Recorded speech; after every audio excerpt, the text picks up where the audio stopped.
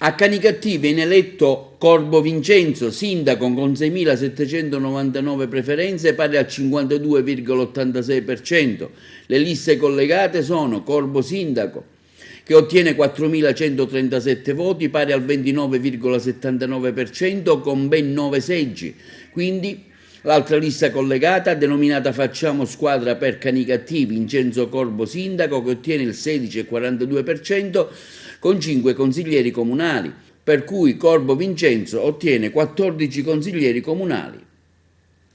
Passiamo all'altro candidato sindaco, Cesare Sciabarrà, ottiene 6.064 voti, pari al 47,14%. Al candidato sindaco viene attribuito il seggio in consiglio comunale.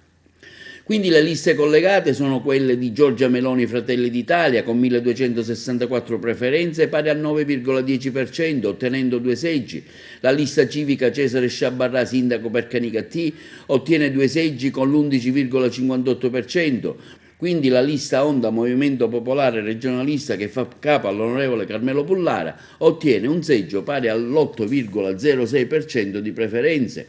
Le altre liste o gruppi di liste sono soprattutto Canicattì, che ottiene il 15,12% con 3 seggi, e la lista Forza Italia Berlusconi col 9,93%, ottenendo un seggio. Questa è la composizione del nuovo Consiglio Comunale a Canicattì. La lista Corbo ottiene quindi 4.137 voti, eleggendo 9 consiglieri, e sono Luigi Salvaggio, che prende 528 voti, Federica Manna 337 preferenze, Carmelo Ferraro 332, Massimo Muratore 328, Anna Muratore 299, Carmelo Norfo 292, Marco Cipollina 242, Rossella Ferraro 234, Patrizia Bennici 233. Quindi l'altra lista collegata a Corbo Sindaco, Facciamo Squadra per Corbo Sindaco, ottiene 2.281 preferenze con 5 consiglieri, e sono Domenico Licata detto Mimmo 671 preferenze, Calogero Restivo detto Lillo con 404 preferenze, quindi Giuseppe Lo Giudice con 280, Alida Turco con 260 e Anita Alessi con 178 preferenze.